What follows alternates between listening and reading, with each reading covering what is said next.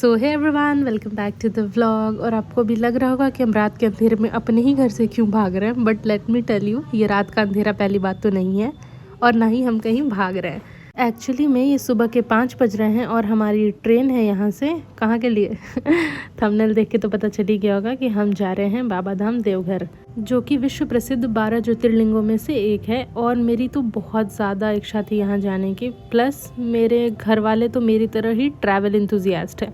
मतलब प्लान करो नहीं कि अगले दिन निकल चलो, पैसे वैसे तो बाद में देखेंगे, बजट वो क्या होता है। और ऐसे तो हमारे रैंडम प्लान्स बनते रहते हैं अब वहाँ जाने के बाद देखेंगे कि बजट का क्या होता है। Guys, stay tuned.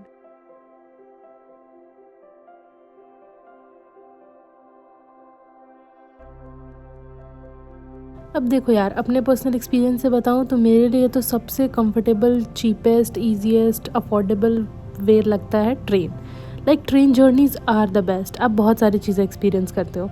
हाँ, अब ये मत कह देना कमेंट्स में आके कि जनरल से कभी ट्रैवल किया, ये किया, वो किया। भाई सब एक्सपीरियंस करने के बाद बता रही हूँ। हाँ, आप अपने कंफर्ट के हिसाब से चूज़ कर लो। जैसे कि ट्रेन्स में तो अलग अलग कोचेस हैं ही, बट मुझे पर्सनली तो ट्रेन्स बहुत पसंद है। बट ऐसा भी नहीं कि कोई भी, लाइक हाइजीन, सेफ्टी, ये सब चीज़ें थोड़ी मैटर करती हैं। ऑफ कोर्स करनी भी चाहिए। तो स्टेशन पे आके वेट करते करते ही हमारी ट्रेन आ जाती है और सुबह का नज़ारा एंजॉय करते करते मैं तो सो जाती हूँ यार, क्योंकि सुबह 3 बजे उठाया था इन लोगों ने और नींद बिल्कुल नहीं छोड़ सकती मैं किसी भी वजह से। सुबह उठते ही ये प्यारा नज़ारा हमारी आंखों के सामने आता है and I was like wow, क्या असली ट्रिप का मज़ा तो ट्रेन से देखने में ही आता है। उसके बाद सुबह हो जाती है और हमें थोड़ी सी भूख लगने लगती है, but Indian family the best. हम ट्रेन में कुछ नहीं खरीदेंगे, ये डिसाइड तो करके आते हैं, but me and my brother ऐसे कैसे, इधर तो पैसा लगाना पड़ेगा, इधर तो थोड़ा पैसा फूकना पड़ेगा। एक्चुअली में जब आप कितना भी सोच के जाओ, ट्रेन्स में बैठते ही आपको भूख लगने लगती है। पता नहीं ये कौन सा लॉजिक है, बट मैंने तो ये बहुत ज़्यादा फील किया है। और थोड़ी बहुत मंचिंग क्रंचिंग करते करते हम आ जाते हैं अपने स्टेशन। और स्टेशन आने के बाद हम वहाँ से कैब या ऑटो ढूंढ रहे होते हैं, जो कि हमें मंदिर के पास वाले लोकेशन के पास वहाँ से होटल में चेक इन कराए, ताकि हम वहाँ से चेंज करें और चेंज करके दर्शन के लिए जाएं। ऑलरेडी दोपहर के 1:30 बज चुके थे और मंदिर 4 बजे बंद होने वाला था, तो बहुत ज़रूरी था कि हम जल्दी से जाके पहले चेक इन करें। और वो भी बहुत मुश्किल से मिला, क्योंकि कोई सत्संग होने वाला है जिसकी वजह से सारी होटल्स प्री बुक्ड हैं। फाइनली 3-4 होटल्स घूमने के बाद हमें एक होटल मिलता है, जो कि उतना भी कुछ खास नहीं था, बट यार काम चलाना पड़ेगा क्योंकि कोई ऑप्शन नहीं है आपके पास, आपको तुरंत जाना है दर्शन करने के लिए। सो ये था हमारा रूम और हम रेडी हो चुके हैं अब दर्शन करने जाने के लिए। दर्शन करने जाने के लिए हमें वहाँ से पैदल चलना है। तो पैदल जाते जाते मैं आपको यहाँ का रास्ता दिखाती हूँ। बहुत ही स्टार्टिंग से ही आपको अंडर डेवलप्ड एरिया लगेगा, लाइक नो ऑफेंस, बट है। जैसे बनारस में भी काशी विश्वनाथ है, वहाँ की भी गलियाँ जितनी छोटी, इतनी कंजस्टेड सी हैं, यहाँ पे भी कुछ ऐसे, मुझे तो ऐसा लगता ही है कि सारे ज्योतिर्लिंग के पास ही ऐसा हमेशा क्यों होता है। लाइक आप देख सकते हो कितनी तंग गलियाँ हैं।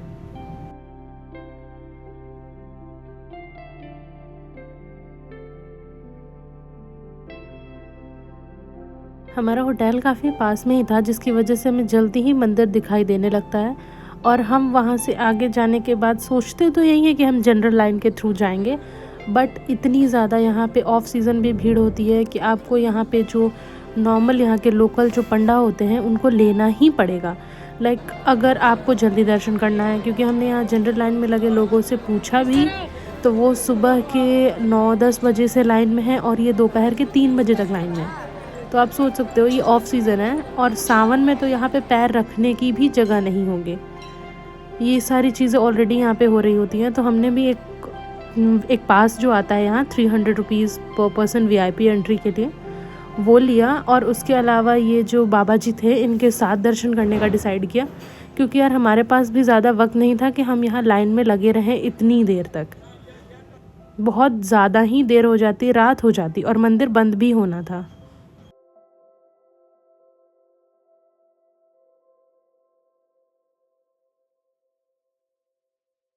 जो गर्भगृह है उसका द्वार ऑलरेडी बहुत छोटा है और वहाँ जो भीड़ है वो मैं आपको वर्ड्स में एक्सप्लेन नहीं कर सकती हूँ। वहाँ लोग शिवलिंग पे गिर रहे होते हैं लिटरली, आपको ज़रूरत पड़ ही जाएगी। और इन्होंने जितना मुझे हमें प्रोटेक्ट किया वो बहुत ज़रूरी था इन्हें लेना, मुझे तो काफ़ी ज़रूरी लगा। ये था वीआईपी एंट्री पास वाले लोगों के लिए रास्ता।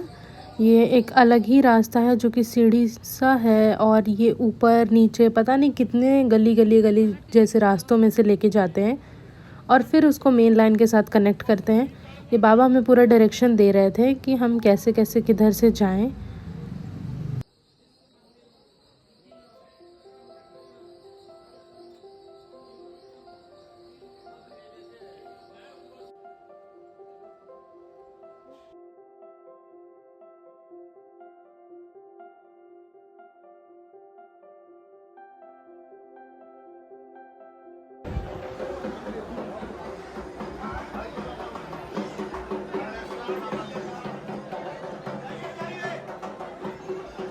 मंदिर के परिसर में ही दर्शन के अलावा यहाँ बहुत से शुभ कार्य लाइक रुद्राभिषेक हो गया, आपकी कोई भी मन्नत की पूजा, यहाँ मंदिर में मुंडन, बहुत सारी चीज़ें होती हैं लाइक जिनका भी मन्नत, बहुत लोगों का मन्नत होता है तो वो भी यहाँ पूरा करने आते हैं। और अब हम मेन लाइन में ज्वाइन कर चुके थे और भीड़ आप देख सकते हैं, इतनी ज़्यादा भीड़ के बाद हम जो दर्शन करके निकलते हैं, माय गॉड, मेरे लिए तो बहुत ब्लिसफुल मोमेंट था। इतनी मुश्किल मशक्क़त के बाद दर्शन होता है और फाइनली जब हमारा स्पर्श दर्शन हो जाता है, I just felt very lucky and बहुत ज़्यादा अच्छा लगा कि मैं यहाँ पे आई।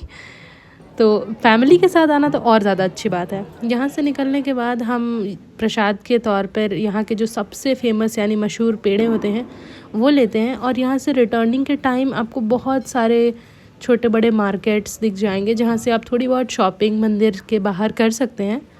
बहुत सी कॉमन चीज़ें, पेड़े तो यहाँ के सबसे ज़्यादा फेमस है जो आपको दिखेंगे, उसके अलावा कुछ एक्सेसरीज़ और जो यहाँ की स्पेशल चीज़ें हैं वो मैं आपको देख के बताऊँगी। जैसे कि यहाँ पे जो बांस होता है, बैम्बू, उसकी चीज़ें बनती हैं। तो मेरी माता श्री तो ठहरी, उनको हर जगह से कुछ ना कुछ लेना है, सारे दुकानों पे रुकेंगी, उनके चलते मैं भी ये शूट कर पाती हूँ। तो यहाँ मार्केट से माता श्री की सारी शॉपिंग कराने के बाद हम जाते हैं होटल, थोड़ा 5-10 मिनट रेस्ट करते हैं और फिर बगल के ही एक रेस्टोरेंट में डिनर करने का डिसाइड करते हैं, क्योंकि ऑल्दो शाम हो चुकी है, 8-9 बज रहे हैं रात के, और खाना खाने के बाद हम जल्दी ही सोएंगे क्योंकि अगले दिन का भी प्लान है हमारे पास, वो मैं आपको नेक्स्ट पार्ट में व्लॉग के दिखाऊंगी। बट फ़िलहाल हम जा रहे हैं डिनर करने पास कहीं एक नॉर्मल से रेस्टोरेंट जहाँ पे इंडियन देसी खाना मिलता है, क्योंकि इतनी थकान के बाद तो हिम्मत नहीं है बिल्कुल भी कि कुछ अलग सा ही खाए इंसान। तो यहाँ का खाना खाने के बाद हम जाते हैं अपने रूम पे वापस और हम सो जाते हैं। बाकी की चीज़ें नेक्स्ट व्लॉग में, तब तक के लिए बाय बाय।